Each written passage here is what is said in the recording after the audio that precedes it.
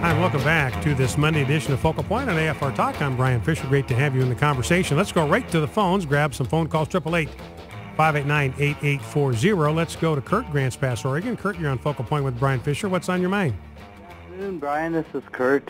Yes, sir. Thank you for taking my call. You bet. There are several things I would like to share with not just you, but your listeners. We're talking about Petraeus. You talk about Fox News. There's John Edwards, Bill Clinton, Herman Cain, Clarence Thomas, Anita Hill affair. How much of all this is true? And what I'm going to say right now, I recommend to your listeners to get a book called Extreme Prejudice by Susan Lindauer. She worked for the government. She was an asset. She knew ahead of time about 9/11, the Cole attack. I got another book, Alice in Wonderland. Well, Kurt, let's go back to the thing with Petraeus. Are you suggesting that there may be no truth to the Petraeus affair? Is that what you... Yes, because Susan Lindauer says in her book, what is a spin room? But Kurt, I can walk you through the evidence here. The evidence is overwhelming that there was an affair. General Petraeus has admitted to the fact that he had an affair. He resigned his post at the CIA because of this affair that he admitted. Paula Broadwell, the mistress, she has admitted to the affair. The FBI found out about this affair. I'll walk you through and I appreciate the call, Kurt, but I think your concerns here are probably misplaced. Not to say it might not have happened on some other circumstance, but New York Post has identified. Now, here's how the thing happened. There was a woman by the name of Jill Kelly. She lives in Tampa, Florida. She is a social liaison to the Joint Special Operations Command, so she's sort of connected. She's a volunteer, doesn't work for the government, but she volunteers as kind of a social liaison to the military, so she'll host various events for them and so forth. So she's well known in the military and the intelligence community, and she and her husband apparently had socialized with General Petraeus and General Petraeus's family. Now, there's no evidence that General Petraeus and Jill Kelly had an affair, even though she's about the same age as Paula Broadwell, and she's an attractive woman, just as Paula Broadwell is an attractive woman. But there's no evidence that the two of them, that Petraeus and Jill Kelly, were involved in any sort of clandestine affair. They just had a social relationship. General Petraeus said he's never been with her outside the presence of her husband. And there's no reason to doubt him. Now, what happened is she began to receive these threatening emails in the early summer. And she reported these intimidating emails because she was frightened for her safety. She reported them to the FBI. And the FBI began to poke into the source of these emails because they were anonymous. So Jill Kelly did not know who was sending her these emails, but they frightened her, and she wanted to get to the bottom of it. The FBI looked into it, and there were messages on these emails like, you're supposed to back off. I know what you're doing. Stay away from my guy. I know what you did. That was the nature of these emails. So she was concerned. FBI looks into it, trying to get back to the source of these threatening emails. And they discovered, as they poked into it, they had to do some cyber sleuthing to get to the source of the emails that were coming to Jill Kelly. And that took them to Paula Broadwell. Her account had been registered anonymously, and so the FBI had to use forensic techniques, including a check of what other email accounts had been accessed from the same computer address to identify who was writing the emails. And that's how they came across Petraeus. We'll get to that here in a second. So as they do the cyber sleuthing, they get back to Mrs. Broadwell as the prime suspect.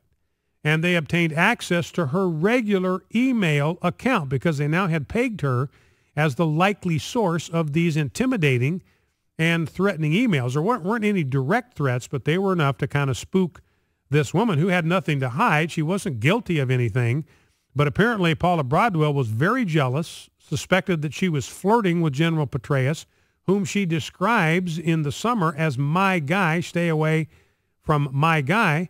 And as they accessed her regular email account, they discovered these intimate and sexually explicit emails. And so they began to poke around there, and they thought, well, maybe this Paula Broadwell has hacked into General Petraeus' private email account and is sending emails out pretending to be him. But they eventually discovered that the account did, in fact, belong to Mr. Petraeus, to General Petraeus, and that he was the one that had sent the messages to Ms. Broadwell, and they concluded that the two had had an affair.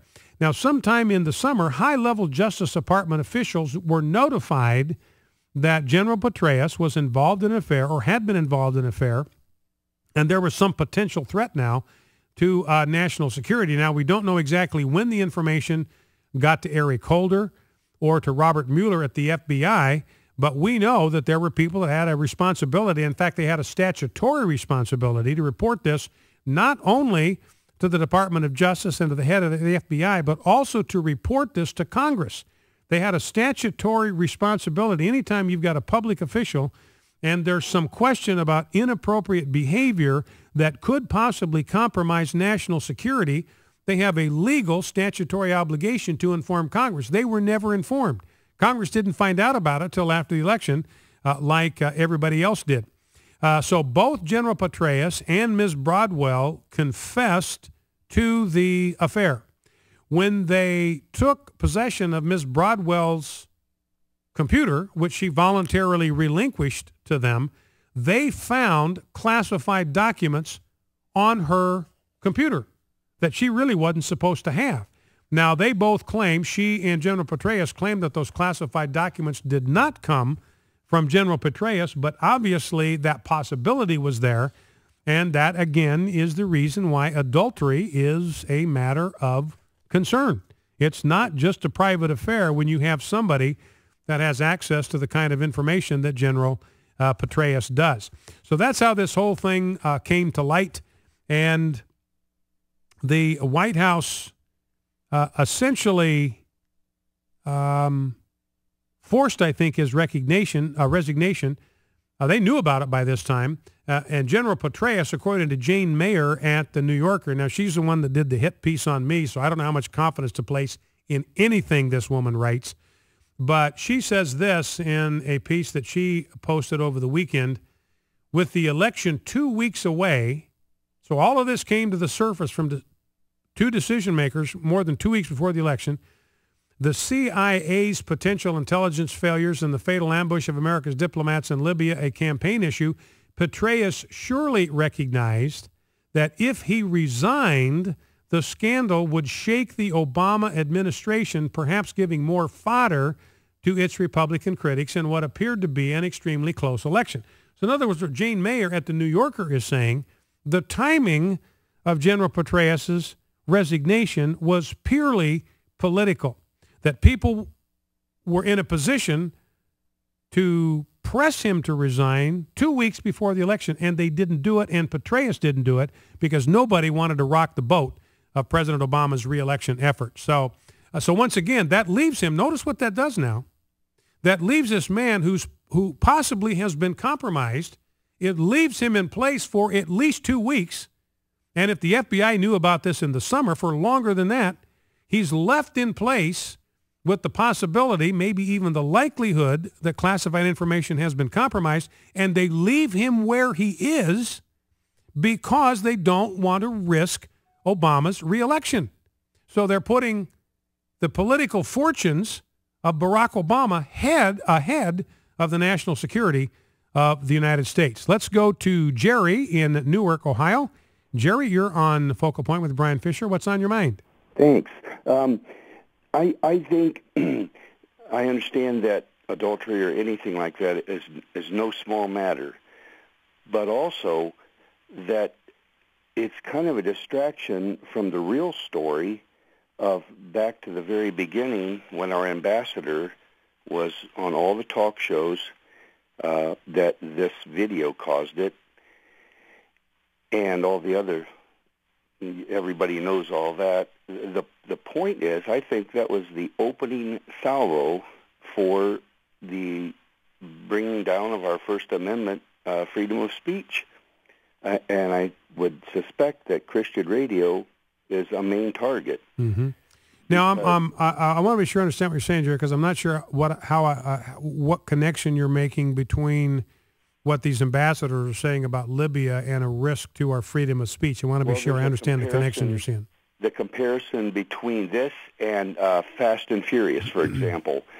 Prior to Fast and Furious, on the drive-by media, if you will, there were many stories about all these guns in Mexico. They're being taken from homes or other people taking them, but it was really our government taking the guns down there. So, and that story broke, and our government got in trouble. I think that Benghazi was more or less planned. If you really follow timeline, slowly removing security, and even the fact that there were high-level prisoners there, if that is true, and I'm not saying it wasn't, because that helped bring on the attack, they would have enhanced security. I really feel there is a comparison between Benghazi and Fast and Furious. Well, and one other thing, Jerry, and thank you for the call, there's a strong possibility, in fact, a likelihood that Ambassador Stevens was helping to run guns into Syria, that this was a Fast and Furious operation in the Middle East to try to get the ammunitions, the rocket-propelled grenades, the shoulder-fired missiles to take down planes, to take down aircraft, to get those in the hands of the Syrian Muslims who were rebelling against Assad, and that Ambassador Stevens was facilitating the running of these guns to Syria out of that annex. That's entirely possible. One of the reasons why they may have refused to call it a consulate. Focal Point AFR Talk, back after the news.